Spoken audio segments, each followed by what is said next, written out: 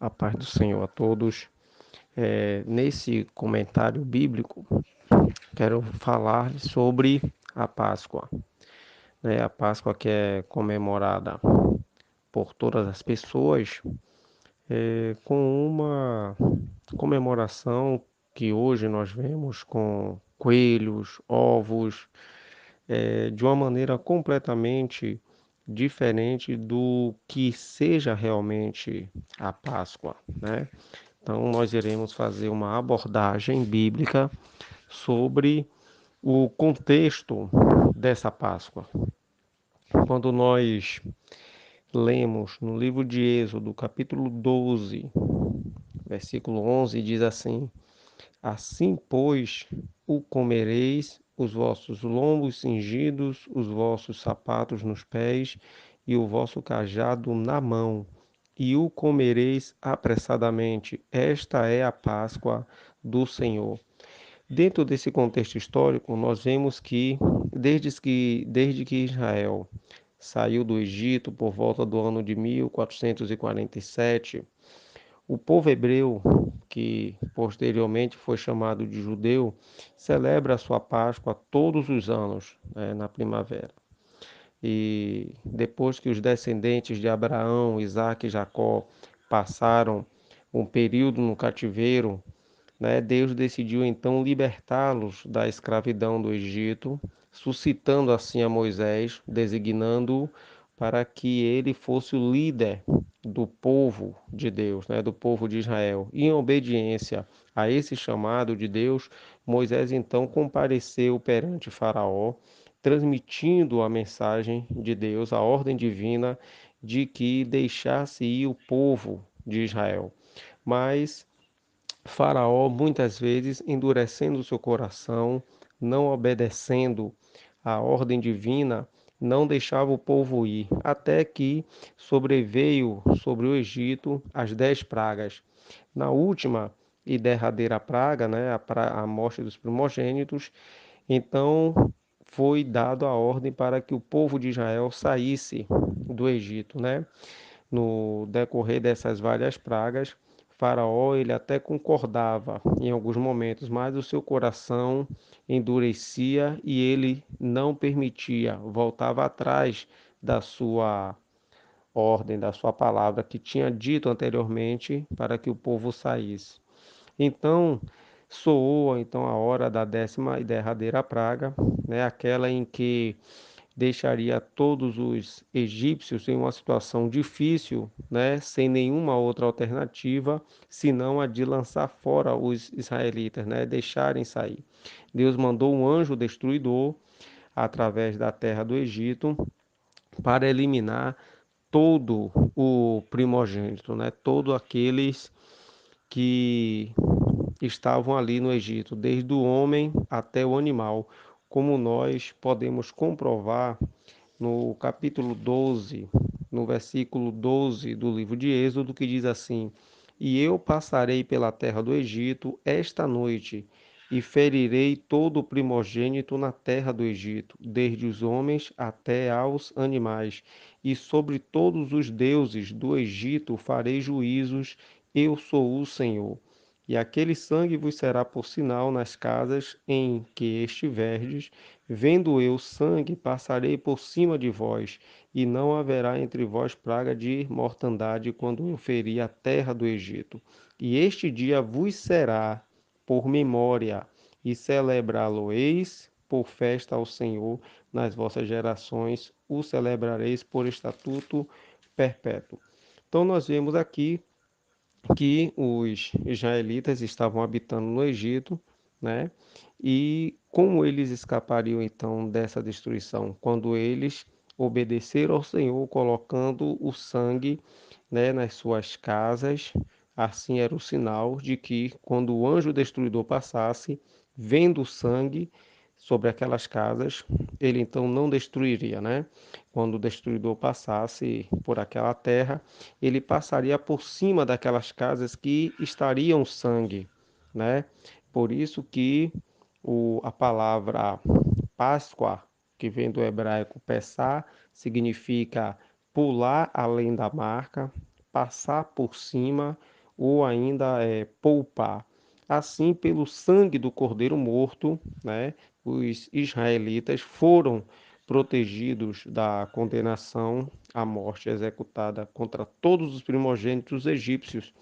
Então Deus tinha ordenado o sinal do sangue, não porque ele não tivesse outra forma de distinguir os israelitas dos egípcios, mas isso já era uma importância, algo que viria lá na frente, no tempo futuro, indicar sobre a questão do sangue de Jesus, o sangue que tira o pecado do mundo, o sangue que purifica o homem, né?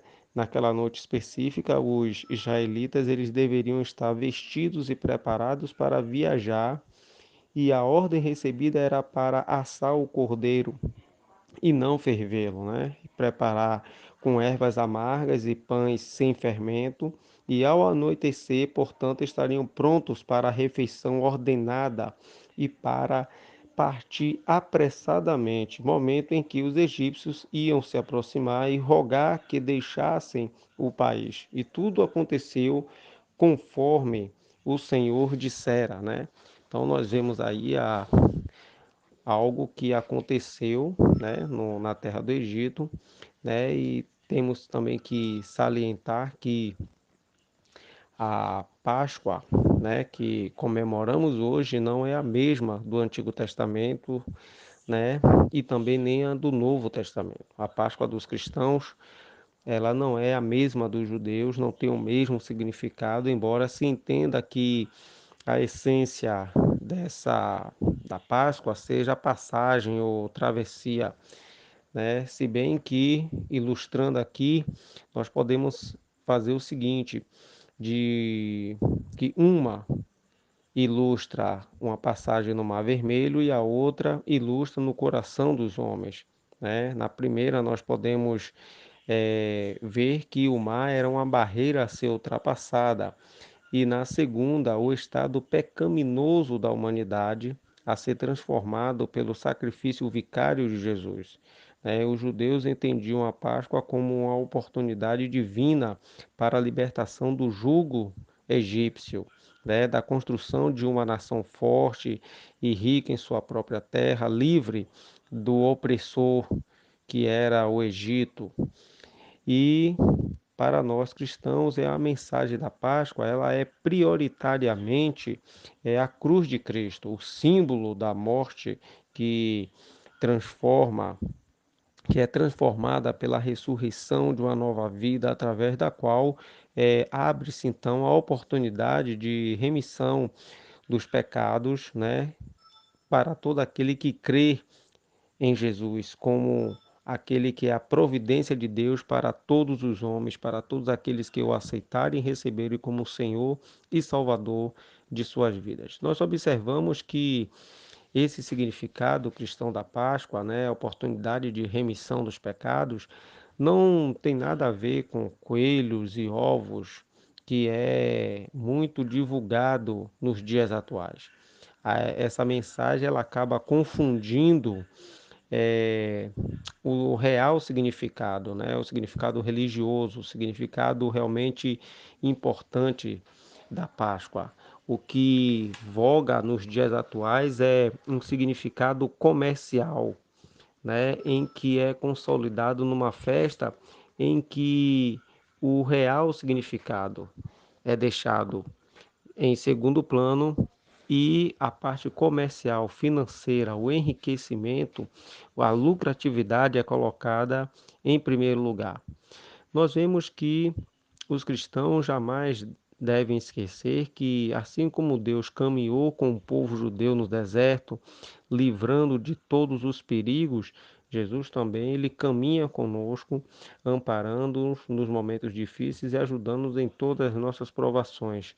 Nós podemos confirmar isso quando ele diz o seguinte: que estaria conosco todos os dias até a consumação dos séculos. No Salmos de número 78, a partir do versículo 49, eu quero aqui fazer essa leitura breve com os amados irmãos, porque os Salmos ele retrata muito das maravilhas que Deus fez né, com o seu povo.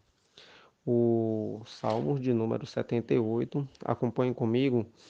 Veja aqui a partir do versículo 42. Diz assim o texto: não se lembraram do poder da sua mão, nem do dia em que os livrou do adversário, como operou os seus sinais no Egito e as suas maravilhas no campo de Zoã, que converteu em sangue os seus rios e as suas correntes para que não pudessem beber. E lhes mandou enxames de moscas que os consumiram e rãs que os destruíram. Deu também ao pulgão a sua novidade e o seu trabalho aos gafanhotos.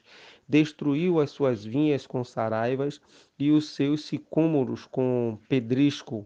Também entregou o seu gado à saraiva e aos coriscos os seus rebanhos, e atirou para o meio deles quais mensageiros de males, e ardor da sua ira, furor e indignação e angústia.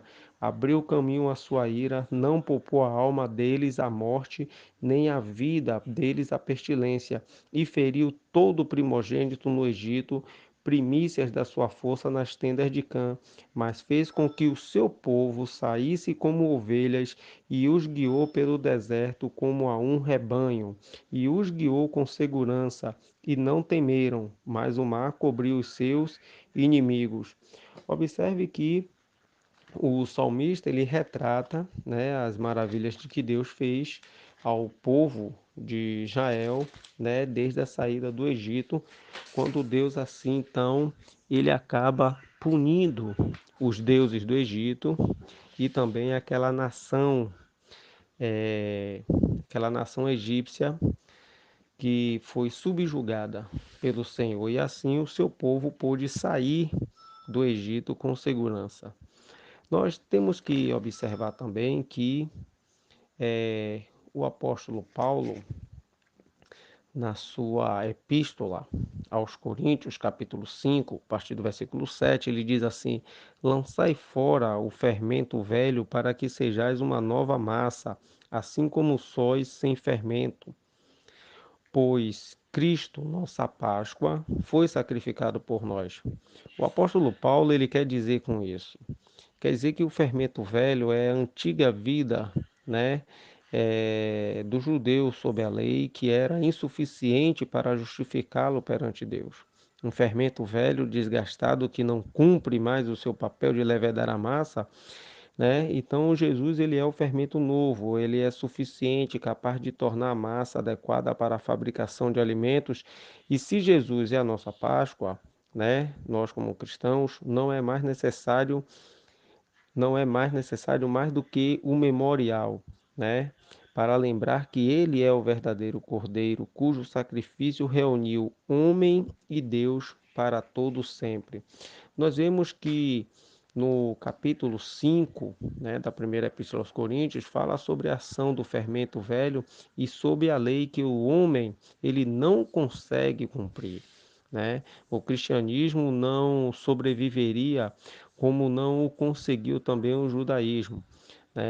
Em Corinto, uma cidade de cultura muito helênica e perdida nos vícios e filosofias, eram comuns a inveja, o ciúme, traição, tantos outros pecados que são descritos tanto nos versículos 1, versículo 2 e versículo 3, além também da Epístola aos Romanos, no capítulo 1, capítulo 2, capítulo 3, quando o apóstolo Paulo ele compara a situação ao fermento vencido numa massa que realmente não vale nada.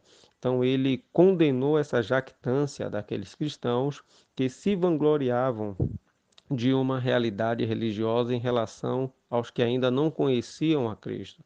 Então veio a advertência do apóstolo: um pouco de fermento vai levedar toda a massa. Então nós temos que tomar cuidado com essas questões, porque às vezes pequenas coisas vão acabar contaminando toda todo o povo, toda a estrutura cristã. Nós temos que observar que na Bíblia, né, o fermento, isto é, essa levedura que produz a fermentação, é símbolo do erro, né? Nós temos que ver que ela permeia o povo e corrompe toda a verdade, toda a retidão, e a vida espiritual, como podemos comprovar na Epístola aos Gálatas, capítulo 5, versículos 7 e 9, né? E também podemos ver que o apóstolo, nesse versículo, ele está comparando esse fermento a um processo pelo qual o pecado e a iniquidade gradativamente vai se propagando numa comunidade cristã, né? Corrompendo assim a muitos. É por isso da sua advertência que um pouco de fermento vai levedar toda a massa.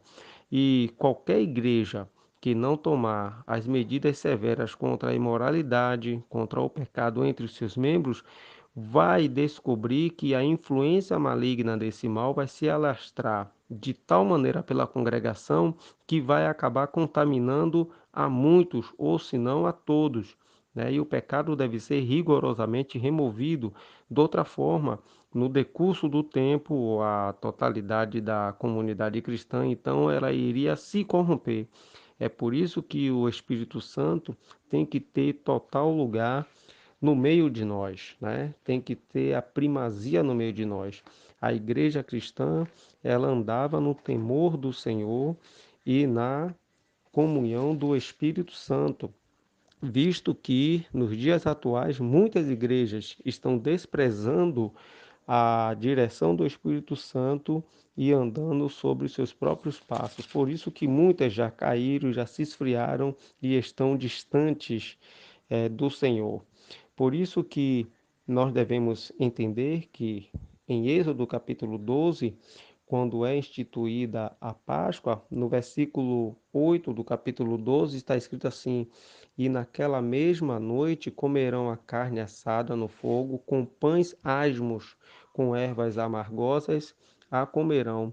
O pão asmo, né, é o pão sem fermento, né, é livre desse fermento, significa pureza, não pode haver nenhuma contaminação, né? As ervas amargas, elas trariam a lembrança dos tempos amargos de escravidão que o povo passou no Egito, né? E quando nós é, vemos aqui que havia todo um simbolismo dessas questões dos alimentos, né?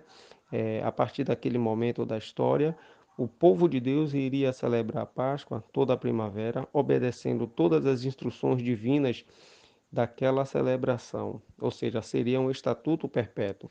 Ela, porém, é um sacrifício, era porém um sacrifício comemorativo, exceto o sacrifício inicial no Egito, que foi um sacrifício eficaz antes da construção do templo, né? Em cada Páscoa, os israelitas reuniam-se segundo as suas famílias, sacrificavam um cordeiro, retiravam todo o fermento de suas casas e comiam ervas amargas, mas recontavam também a história de como seus ancestrais experimentaram o êxodo milagrosamente na terra do Egito e a sua libertação da escravidão de Faraó. Assim, de geração em geração, o povo hebreu ia relembrando essa redenção divina e o seu livramento no Egito, como podemos conferir no capítulo 12, a partir do versículo 26, e uma vez que foi construído o templo, Deus ordenou então que a celebração da Páscoa e o sacrifício do Cordeiro fossem realizados em Jerusalém. E o Antigo Testamento vai registrar várias ocasiões em que a Páscoa, especialmente, ela foi celebrada na Cidade Santa, como podemos conferir no segundo livro das Crônicas, capítulo 30, a partir do versículo 1, no capítulo 35, a partir do versículo 1 também, no segundo livro dos Reis, capítulo 23, e no livro de Esdras, no capítulo 6, a partir do versículo 19.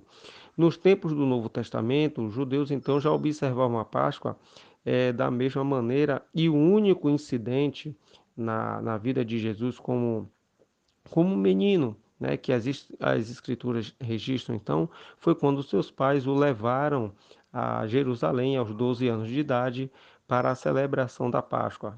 Podemos conferir isso no capítulo 2 do Evangelho que escreveu São Lucas, a partir do versículo 41.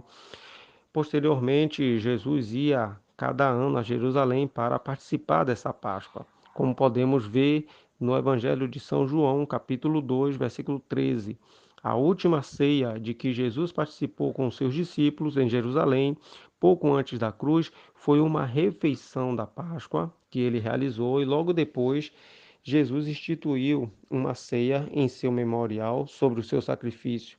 O próprio Jesus ele foi crucificado durante o período da Páscoa como o Cordeiro Pascal, né, que nos liberta, retira o pecado de nós e também nos livra da morte, né? Ou seja, livra da condenação todos aqueles que creem em seu nome. Os judeus hoje continuam celebrando a Páscoa, embora o seu modo de celebrá-la tenha modificado um pouco, posto que não há mais em Jerusalém nenhum templo para se sacrificar o cordeiro em obediência ao que está escrito em Deuteronômio capítulo 16. A festa judaica, então, contemporânea, chamada de Seder em hebraico, já não é mais celebrada com cordeiro assado, mas as famílias ainda elas se reúnem para uma solenidade, retiram-se cerimonialmente das suas casas e o pai de família narra toda a história do Êxodo. Então nós vemos que continua ainda em alguns lugares, né, essa tradição. Observamos que o Antigo Testamento expõe detalhadamente pormenores do procedimento para o ritual da Páscoa, que foi instituída para a memória do povo e uma festa ao Senhor. Não é uma comemoração humana, né? É bom lembrar que, ao contrário do que se pensa, né, e a tradição demonstra isso, que o cordeiro não era o único animal a ser imolado na Páscoa. Poderia ser também um cabrito ou um bezerro. E os animais eles foram sacrificados em substituição aos primogênitos dos israelitas, quando Deus então exterminou os primogênitos dos egípcios, né, desde o homem até o animal, que foi o último aviso antes da libertação definitiva dos escravos hebreus. O primogênito ele então representava a continuação e a prosperidade da família e da nação. A morte deles simbolizou o começo do fim da glória do Império Egípcio e o início de Israel como uma nação independente que seria estabelecida numa terra que Deus daria, a terra de Canaã, né? As principais recomendações da Páscoa judaica, né, estão inseridas nos textos bíblicos, né? Como diz assim o versículo 7: E tomarão do sangue do cordeiro e poluão em ambas as ombreiras e na verga da porta nas casas em que a comerem. Naquela noite comerão a carne assada no fogo com pães asmos, com ervas amargosas a comerão. Não comereis dele nada cru, nem cozido em água, senão assado no fogo, e a cabeça com os pés e com a frissura. Nada dele deixará até amanhã, mas o que dele ficar até amanhã queimarás no fogo. Assim, pois, o comereis os vossos lombos cingidos, os vossos sapatos nos pés e o vosso cajado na mão, e o comereis apressadamente. Esta é a Páscoa do Senhor, né? E aí nós observamos que algumas características dessa Páscoa é que ela é comemorada numa data 14 de abril, que é o mês de Abib, o Nissan, e que se tornou o primeiro mês do ano para os israelitas. O animal era comido com pães asmos, né, sem fermento e com as ervas amargas. Era uma refeição muito rápida, com todos preparados para partir imediatamente, né? Os pães sem fermento deveriam continuar sendo consumidos durante os 7 dias e toda a congregação ela seria convocada no primeiro e no último dia, período em que o único trabalho era cozinhar. A Páscoa tornou-se uma prática obrigatória, ou seja, um estatuto perpétuo observado até os dias de hoje em Israel e pelos judeus ao redor do mundo. Ela foi instituída como a primeira das 3 festas anuais a que deveriam comparecer todos os varões. Era conhecida também como a festa dos pães asmos, como podemos conferir em Êxodo capítulo 23, a partir do versículo 15. A observação desse ritual, né, estabelecido no Egito como um acontecimento, tem o seu ponto culminante na redenção de Israel. no qual está bem explícito no versículo 13 do capítulo 12, quando diz assim: E aquele sangue vos será por sinal nas casas em que estiverdes, vendo eu o sangue, passarei por cima de vós, e não haverá entre vós praga de mortandade quando eu ferir a terra do Egito. Compreendendo-se que a Páscoa é tida como uma passagem, né, não se refere aqui primordialmente à travessia do Mar Vermelho, mas sim à passagem de Deus por cima do povo hebreu sem lhe causar dano nenhum, ou seja, seria a Deus passando por cima do seu povo, preservando, né, por causa do sangue que estaria nas suas casas, né, a identificação do seu povo com sangue, diferentemente dos hebreus, dos egípcios que não estavam com o sangue, né, não estariam protegidos e assim foram punidos. E nós também devemos entender que essa matança não estava condicionada ao fato dos egípcios não deixarem mais os hebreus partirem, né? Uma situação que causou as 10 pragas anteriores, mas foi o exercício do juízo de Deus sobre todos os deuses do Egito para mostrar àquele povo pagão quem era o Deus verdadeiro, o único Senhor, como nós podemos ver aqui no capítulo 12, no versículo 12, que diz assim: E sobre todos os deuses do Egito farei juízo. Eu sou o Senhor. Então, nós concluímos que a Páscoa hebraica é, sobretudo, um marco, né, dessa justiça de Deus sobre a idolatria, a injustiça dos egípcios também. A libertação dos hebreus, ela fazia parte do plano de Deus para executar sua justiça. Por isso que a Páscoa hebraica ela é constituída de diversos símbolos. O sangue derramado representava a expiação, as ervas amargas, né, significavam a amargura do cativeiro, os pães asmos eram um emblema de uma pureza. E concluímos que os hebreus eles foram defendidos, né, pelo sangue do Cordeiro e fazia-os lembrar das aflições sofridas no cativeiro, de onde foram libertados para o serviço de Deus, né, passando a ser então o seu povo com alegre e jubilosa comunhão com o Senhor, né? No capítulo 12 do livro de Êxodo, é, nós vemos aqui a menção do cordeiro, os pães asmos, as ervas amargas, que eram elementos de um pacto exigido por Deus. Sabe-se que também outros elementos, outros alimentos complementavam também essa refeição pascal, né? Então nós vemos aqui que tanto a Páscoa, no sentido do Antigo Testamento, completamente diferente, né, do que muitos fazem hoje, né? Muita gente não tem conhecimento disso. E se no Antigo Testamento a Páscoa era um memorial do pacto, em um Novo Testamento, a ceia, né, é a renovação do compromisso ou do comprometimento de Deus com o seu povo, um pacto muito mais amplo, porque não se restringe apenas à nação hebraica, mas a todos os homens que desejarem receber a Jesus como o Senhor e Salvador de suas vidas, recebendo assim também o perdão dos seus pecados. Mas nós falaremos a continuação da Páscoa no próximo comentário. Deus abençoe. A paz do Senhor para todos. Dando sequência sobre a Páscoa, nós vemos que a Páscoa e o Senhor Jesus, né? Para os nós cristãos, a Páscoa ela contém um rico simbolismo profético, né? Que ao falar de Jesus, o Novo Testamento vai ensinar explicitamente que as festas judaicas, né, que são sombra das coisas futuras, podemos conferir isso em Colossenses capítulo 2, a partir do versículo 16 e 17, e em Hebreus também, capítulo 10, versículo 1. Isto é, essa redenção pelo sangue de Jesus é, nos remete para Êxodo capítulo 12, que nos fazem lembrar do nosso Salvador e do seu próprio propósito para conosco.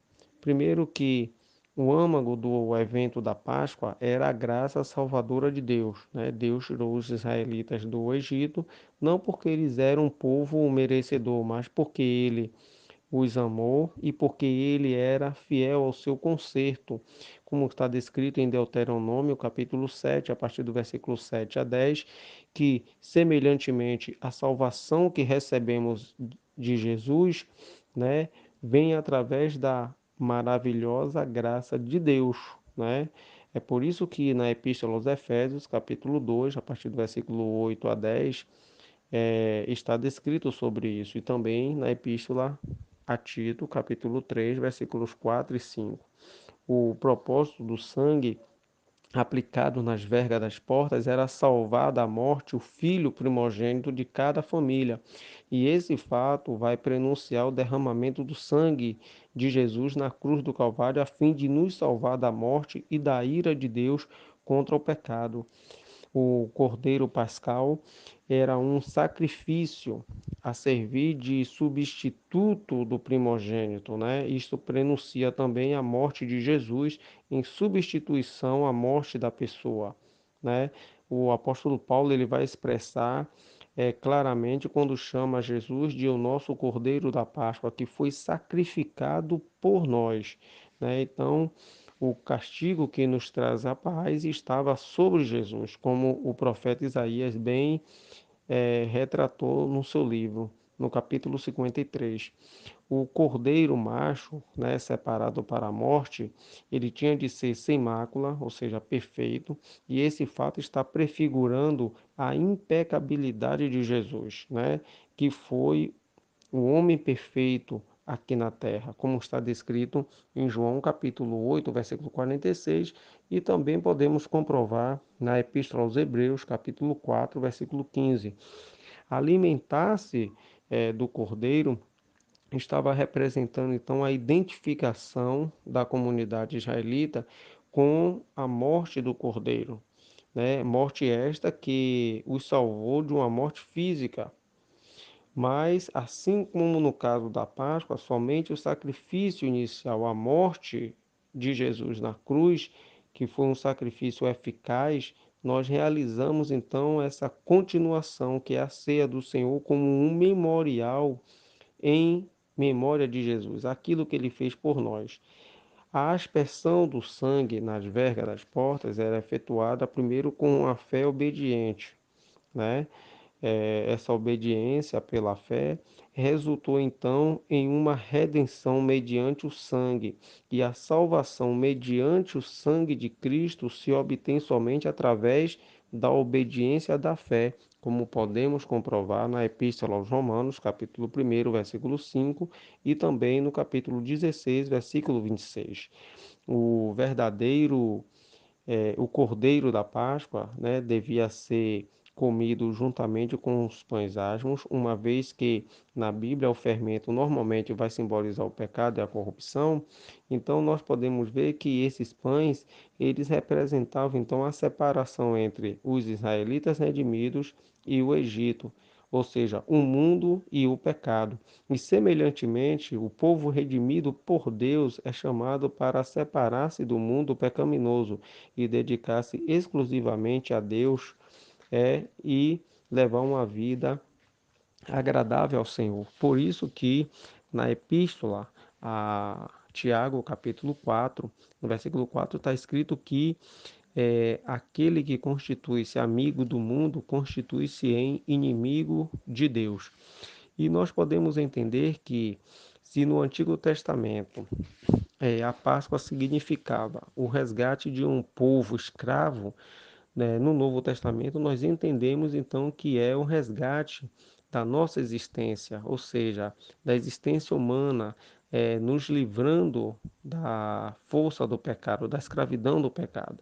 É por isso que na primeira epístola aos Coríntios, capítulo 6, versículo 20, veja aí comigo, primeira epístola aos Coríntios, capítulo 6, a partir do versículo 20, está escrito assim: porque fostes comprados por bom preço, glorificai, pois, a Deus no vosso corpo e no vosso espírito, os quais pertencem a Deus. Então, a memória para os filhos de Abraão, né, era as suas ações de graça aos atos de Deus.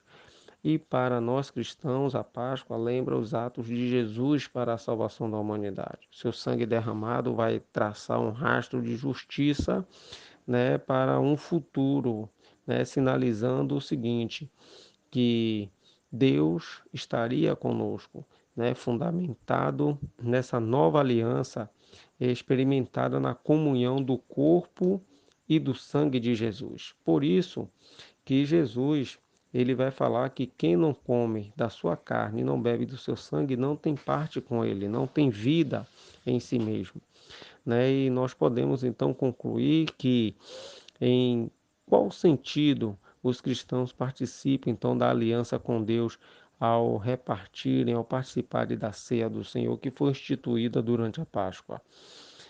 Lembramos que a ceia do Senhor tem quatro dimensões: a dimensão da justiça, da esperança, da graça e da comunhão, né? Todas elas vão se consolidar em uma única coisa. A dimensão da justiça é a do próprio reino de Deus, porque no Salmo de número 97, verso 12, está escrito que justiça e juízo são a base do trono de Deus, podendo então entender que ela é uma geradora de misericórdia divina que resultou no plano de Deus para a salvação de toda a humanidade. A dimensão da esperança está resultada na certeza da justiça de Deus, que em Cristo a nossa esperança é transformada na certeza, pois ela origina então uma paz interior necessária a todos nós. E a graça, ela entende-se como um favor que não é merecido. É a prova da justiça, da misericórdia e do amor de Deus. E a dimensão dessa comunhão vai originar-se do entendimento da graça, né? O seu amor imensurável de Deus pelo homem. E deve ser repartido entre todos nós cristãos, né? Para gerar os frutos do reino, né? Contra as quais não há nenhuma lei, porque tudo se discerne espiritualmente, né? Então nós podemos ver que a Páscoa ela tem uma simbologia, todo um significado que, se no Antigo Testamento simbolizava algo da libertação do povo de Israel da escravidão do Egito, para nós simboliza a libertação da, da escravidão do pecado. Observamos aqui que no Evangelho de São Marcos, capítulo 14, né? Vamos ver aqui a última Páscoa e a Santa Ceia. Marcos capítulo 14, versículo 12. E no primeiro dia da festa dos pães asmos, quando sacrificavam a Páscoa, disseram-lhe os discípulos: Aonde queres que vamos fazer os preparativos para comer a Páscoa? E observamos que houve então uma determinação de Jesus para que se preparasse o local, né, para participar da Páscoa, né, comer a Páscoa, e também ele ali iria instituir a sua ceia, né, a ceia, aquela comunhão, né, aquele momento íntimo com os seus discípulos, né. O Senhor ele ordenou então esse ato, é, determinando que todos aqueles que comessem da sua carne, né, e bebesse do seu sangue, né, simbolizado no pão e no vinho, tivesse vida. Por exemplo, veja comigo aqui em João capítulo 6, a partir do versículo 51, quando ele diz assim: Eu sou o pão vivo que desceu do céu. Se alguém comer desse pão, viverá para sempre. E o pão que eu der é a minha carne, que eu darei pela vida do mundo.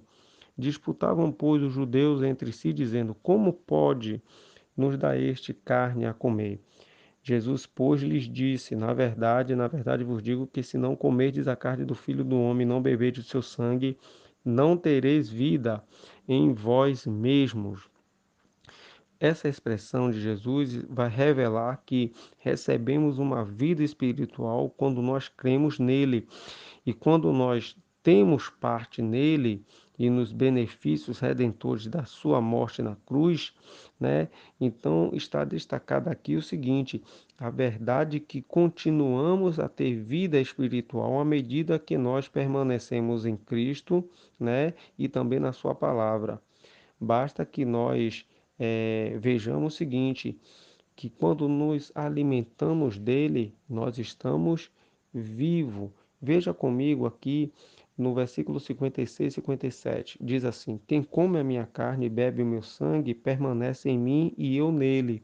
Assim como o Pai que vive me enviou e eu vivo pelo Pai, assim quem de mim se alimenta também viverá por mim. Então observamos que a ceia, né, a Páscoa, ela tem todo aquele contexto que se resulta em Jesus. Então Jesus naquela noite ele então instituiu, né, a ceia, né, naquela noite em que eles acabaram de comer a Páscoa. Jesus então institui a, a ceia.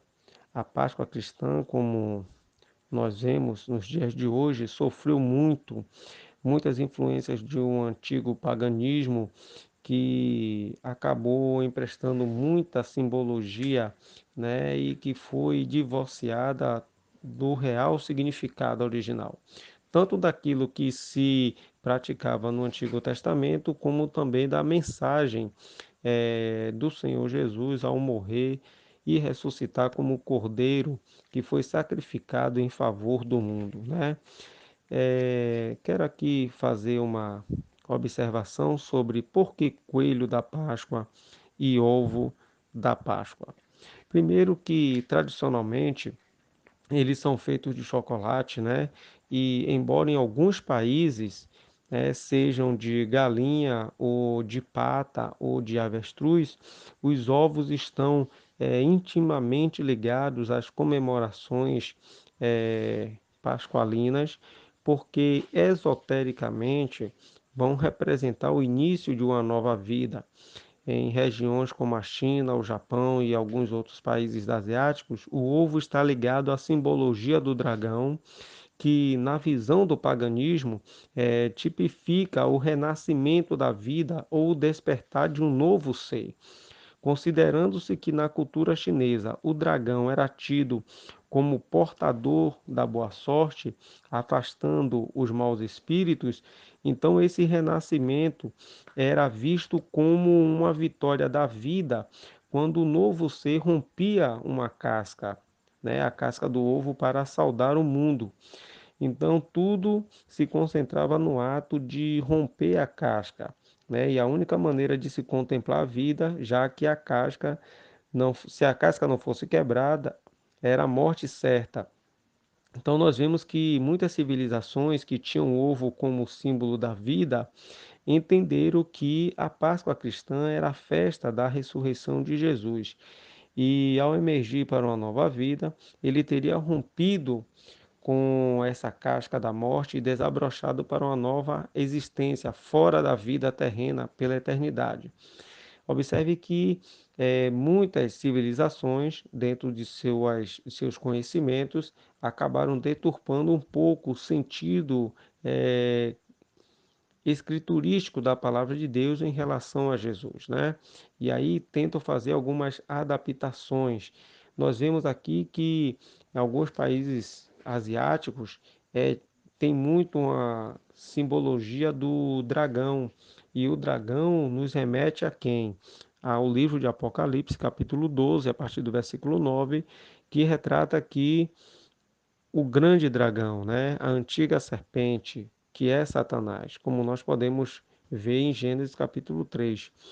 E vemos também que, devido às civilizações, elas não se curvarem, não se renderem ao conhecimento bíblico, acabaram tentando adaptar suas crenças, né, de uma maneira satisfatória, né? Ou seja, como se também fosse uma verdade. Essa é a essência dessa simbologia do ovo, que é muito significativa em alguns países do que até em outros. Por exemplo, na Polônia e na Hungria, eles firmaram então as crenças religiosas de seus antepassados, né? Porque os ovos de chocolate, eles acabavam vendo no chocolate uma produtividade muito grande, né? De serem consumidos, eram duráveis, fáceis até de embalar e transportar. Então viam apenas numa matéria-prima de muito comércio, de muita aceitação, né? E, além disso, hoje nós vemos que a concorrência está obrigando as indústrias a sofisticarem-se cada vez mais e mais, né, dentro de seus recursos para poderem ter mais produtividade, né? Já que o ovo simboliza essa questão do novo renascimento, de um despertar de um novo ser. E o coelho? Primeiro que coelho não bota ovo, né? E nós já ouvimos essa afirmação. Coelho é um mamífero, mas não põe ovos. E por que o coelho então entra nessa questão da festa da Páscoa? Primeiro que devemos entender que muitas tradições, principalmente muitas que determinam algumas crenças e rituais religiosos, nós devemos entender que eles volvem-se em muitas raízes históricas de costumes pagãos antigos. Primeiro que no início das civilizações, todo o culto religioso tinha o objetivo de agradar aos seus deuses para que promovesse então a fertilidade dos clãs, de suas tribos, assim como também eram benevolentes com a reprodução animal, gerando então prosperidade e segurança às comunidades primitivas que prosperaram e mantiveram a sua soberania durante muitos séculos. Os tempos passaram e o culto à divindade sofreu apenas algumas transformações, mas as antigas ideias da fertilidade ainda continuam e ainda perduram nos dias atuais.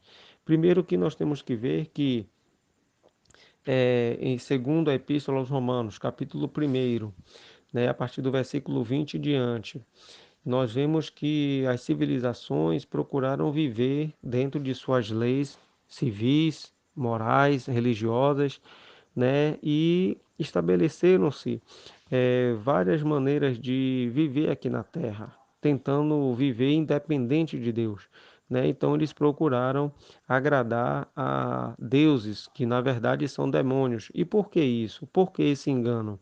Simplesmente porque, segundo a Epístola aos Coríntios, capítulo 4, versículo 4, diz que o Deus deste século cegou o entendimento dos incrédulos, para que não lhes resplandeça a luz do Evangelho da glória de Cristo Jesus, né? Nós vemos que o coelho faz parte dessa antiga e rica simbologia da fertilidade, não só porque é um animal de uma reprodução muito rápida, né?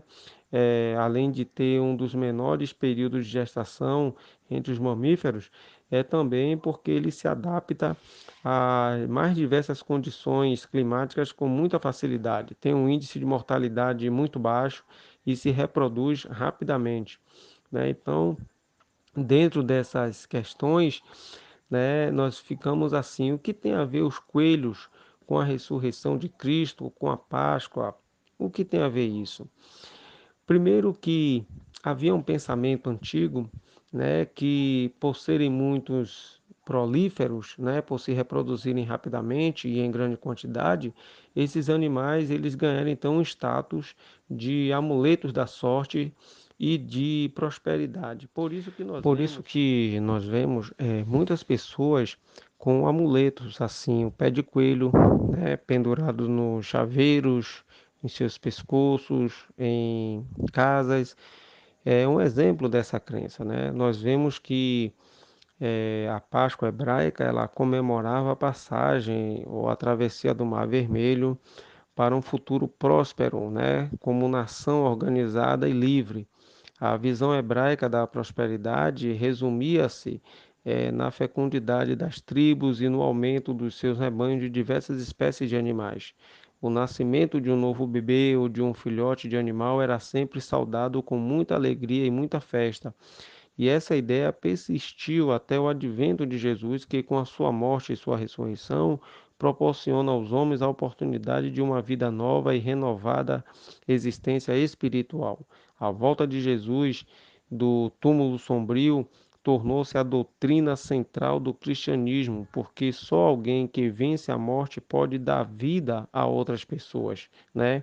O coelho é apenas um símbolo da vida abundante na crença secular, né, que foi incorporada à Páscoa pela tradição e não pela Bíblia. Então nós vemos, meus amados, que o coelho e os ovos nada tem a ver com o sentido real da Páscoa, né? Enquanto os ovos são símbolos, né, de uma cultura pagã, de povos que cultuavam entidades, né, demoníacas e que achavam que a questão da quebra do ovo era o renascimento para uma nova vida. Assim, outros que já viam coelho como um sinônimo de prosperidade, de sorte também, nós vemos o seguinte, que o verdadeiro sentido da Páscoa, né, a Páscoa, por assim dizer, é Jesus Cristo, né? Então nós vemos que o mundo está corrompido, de tradições, cheios de superstições, muitos costumes mundanos que têm a influência de Satanás, pois ele rege esse mundo, ele influencia esse mundo a estar cada vez mais distante de Deus. Toda festa comemorativa no ano tem um significado, tem uma origem, tem um objetivo, né? Mas nós devemos, sobretudo, antes de comemorarmos quaisquer festas, devemos então antes ver o que a Bíblia diz, o que a palavra de Deus nos ensina, porque devemos buscar orientação no Senhor, que é o nosso Deus, o nosso Redentor. Que Deus assim vos abençoe em nome de Jesus.